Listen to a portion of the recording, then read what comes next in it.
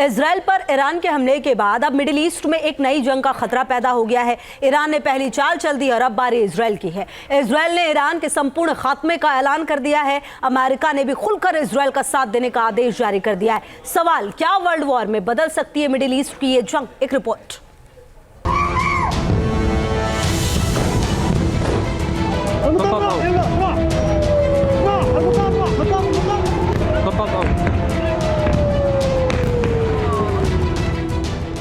Israel का इंतकाम, middle east में कोहराम।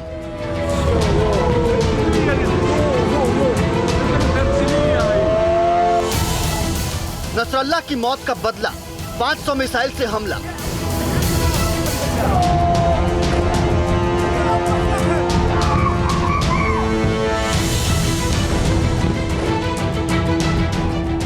अमेरिका का ऐलान, ईरान बनेगा जंग का नया मैदान।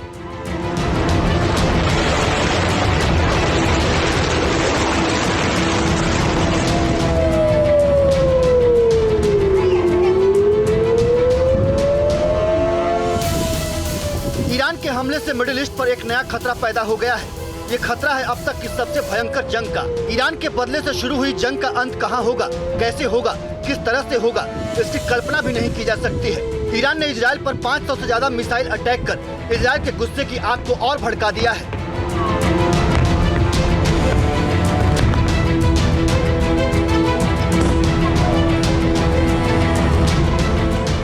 इजराइल के पास आयरन डोम जैसा सुरक्षा कवच होने से नुकसान ज्यादा नहीं हुआ, लेकिन इजरायली प्रहार से ईरान में तबाही मचनी तय है। इजराइल का बदला कितना भयानक होगा, गाजा से लेकर बेरूत तक आईडीएफ के हमले से बर्बाद हमास और हिजबुल्लाह के ठिकानों को देखकर अंदाजा लगाया जा सकता है। हर तरफ बर्बादी और तबाही की तस्वीरें नजर आती है। ईरान के पास जहां मिसाइल की शक्ति है, वहीं इजराइल के पास फाइटर जेट्स का पावर है, जो ईरान के किसी भी शहर को बमबारी कर तबाह करने की क्षमता रखते हैं। यही वजह है कि इजराइल के प्रतिरोध को लेकर दुनिया में डर का माहौल है। हमास और हिजबुल्लाह के खिलाफ जंग छेड़ना और ईरान जैसे मिलिट्री पावर के खिलाफ जंग का ऐलान करना, दोनों में बड़ा फर्क है। ईरान अगर इजराइल की मिलिट्री पावर के आगे 20 नहीं है तो 19 भी कहना गलत होगा। ऐसे में अगर इजराइल ईरान पर पलटवार करता है तो कितनी तबाही मचेगी, अंदाजा भी नहीं लगाया जा सकता है। ईरान ने एक बड़ी गलती की है, जिसकी कीमत उसे चुकानी होगी। इजराइल अपने दुश्मनों के खिलाफ बदला लेने के लिए प्रतिबद्ध है। इस बात को ईरान नहीं समझता, लेकिन अब वो ये समझेंगे, हमने जो नियम बनाए हैं हम उस पर डटे रहेंगे। जो भी हम पर हमला करेगा हम उस पर हमला करेंगे।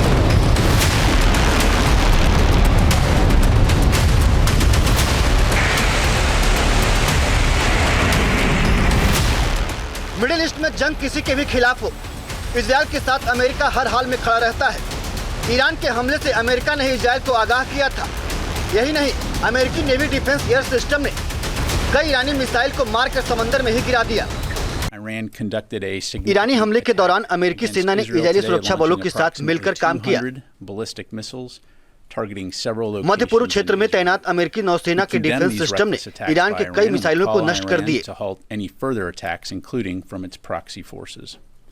During the attack, the U.S. military coordinated closely with the Israeli Defense Forces to help defend Israel. U.S. Navy destroyed. Iran की एक मिसाइल इजराइल की दूरी नहीं तय कर पाया और बीच में जॉर्डन में ही गिर गया।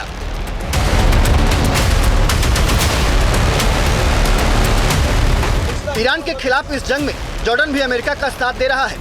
13 अप्रैल को जब ईरान ने हमला किया था, उस समय भी जॉर्डन ने कई ईरानी मिसाइल मार गिराए थे। जॉर्डन इस बार भी अलर्ट मोड पर है। अमेरिकी मिलिट्री को अपने हवाई सीमा में ईरानी मिसाइल को मार गिराने की परमिशन भी दे दी है। इजराइल, अमेरिका और जॉर्डन के गठजोड़ से मिडिल ईस्ट में गल्फ वॉर की आशंका तेज हो गई है। ईरानी हमले को लेकर जॉर्डन के अंदर इजरायली विरोधियों में जश्न का माहौल है।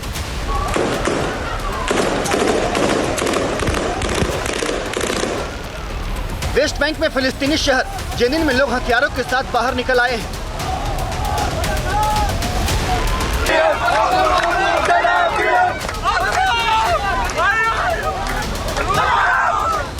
इजराइल पर हमले की खुशी मनाते नजर आ रहे हैं।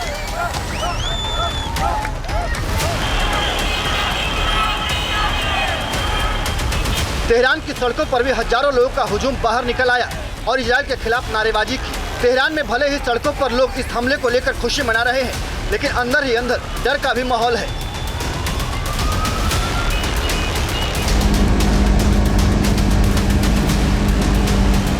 इजरायल पर हमले की बात की यह तस्वीर है। ईरान के पेट्रोल पंप पर गाड़ियों की लंबी कतारें देखी जा रही है। लोग गाड़ियों के टैंक को फुल कराते दिखाई दे रहे हैं। लोगों में इजरायली हमले को लेकर खौफ का आलम है।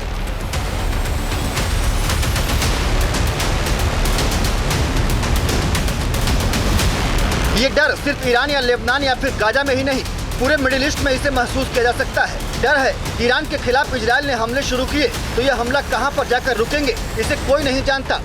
ईरान न हमास न हिजबुल्ला। ईरान से जंग का मतलब है मिडिल ईस्ट में बड़ी तबाही। ईरान के खिलाफ इस जंग में अमेरिका इजरायल के साथ है, लेकिन खतरा इस बात की भी है कि अगर इजरायल ने ईरान पर हमला किया तो अमेरिका इससे दूर नहीं रहेगा, जिसका नतीजा होगा कि रूस, चीन और उत्तर कोरिया जैसे देश ईरान के साथ आ सकते हैं। दावा किया जा रहा है कि रूस से हरी झंडी मिलने के बाद ही ईरान ने इजरायल पर मिसाइलों की बौछार की। सोमवार को रूस के प्रधानमंत्री मिखाइल मिशुस्तिन तेहरान में थे। इसके अगले 24 घंटे के भीतर ईरान ने इजरायल पर मिसाइल से सबसे बड़ा हमला बोल दिया। जुलाई में हानिये की हत्या के बाद भी ईरान हमले से दूर रहा।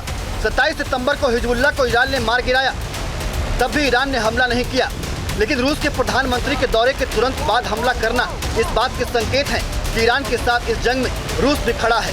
Team news nation. News nation अब व्हाट्सएप पर खबरों के ताजा अपडेट के लिए न्यूज नेशन के इस QR कोड को स्कैन करें।